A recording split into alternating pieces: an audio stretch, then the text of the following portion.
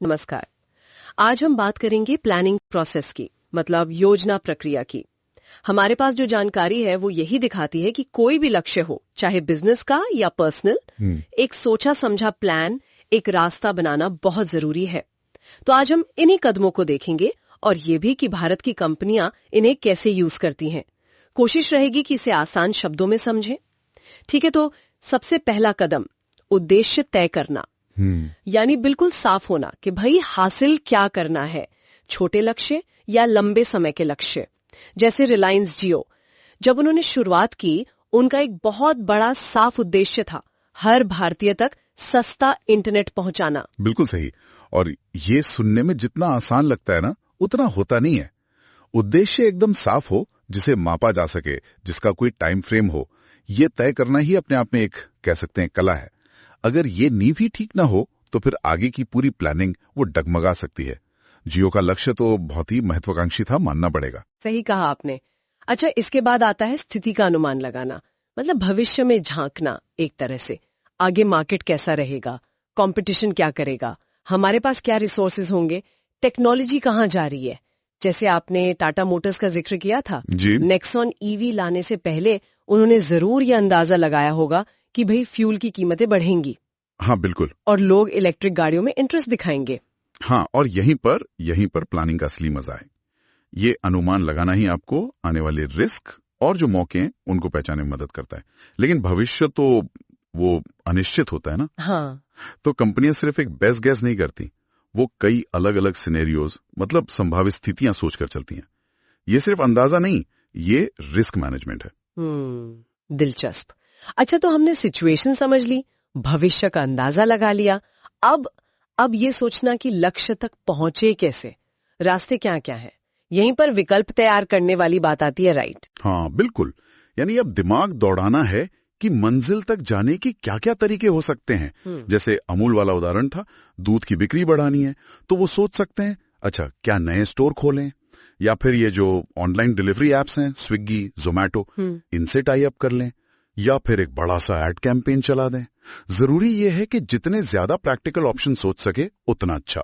जैसे शादी की तैयारी में सोचते हैं ना, वेन्यू कहाँ, घर पर, बैंक्वेट हॉल, या कहीं बाहर, डेस्टिनेशन वेडिंग। राइट। और जब इतने सारे रास्ते सामने आ जाए तो फिर अगला स्टेप होता है उनका मूल्यांकन करना, हर ऑप्शन को तोलना कि भाई इसमें खर्चा कितना है, फायदा कितना होगा, रिस्क क्या है, और क्या हमारे पास इसे करने के लिए जरूरी चीजें हैं, संसाधन है।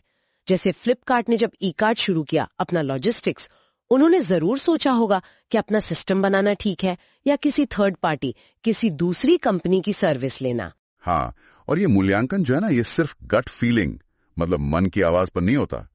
इसमें आंकड़े, फैक्ट्स, एनालिसिस, इन सब का बहुत बड़ा रोल है। हर विकल्प के प्लस माइनस को बारीकी से देखा जाता है।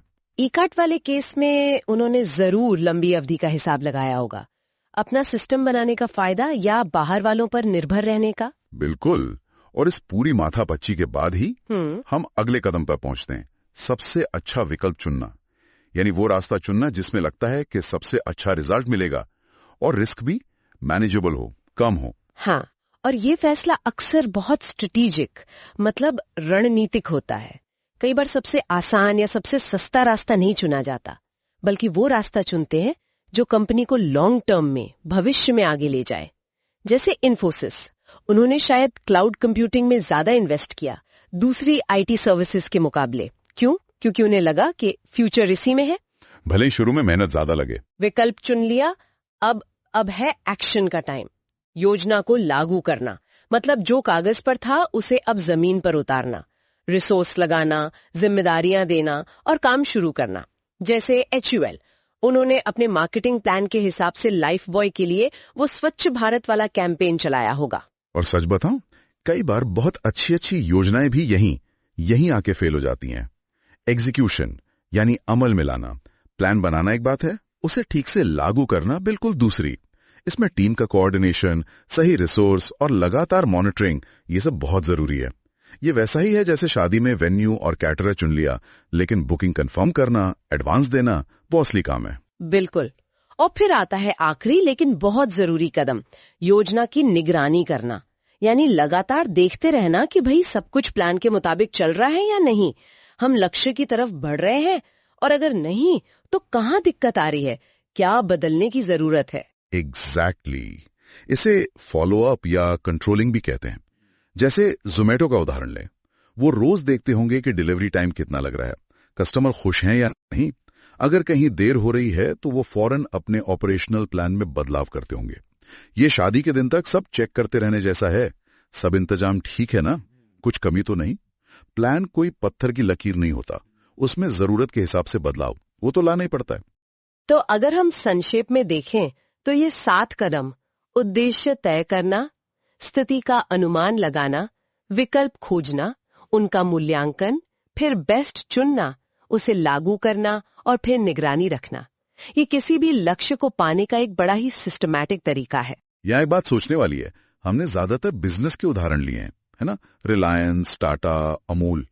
लेकिन क्या ये प्रक्रिया सिर्फ कंपनियों के लिए है, या हम अपनी पर्सनल लाइफ में भी, मान लीजिए कोई नई स्किल सीखनी है, या वजन कम करना है, या कोई अपना प्रोजेक्ट पूरा करना है, तो क्या हम भी शायद इतने फॉर्मल तरीके से नहीं पर अनौपचारिक रूप से ही सही इन स्टेप्स को फॉलो करके ज्यादा सफल नहीं हो सकते? ये सोचने वाली बात है।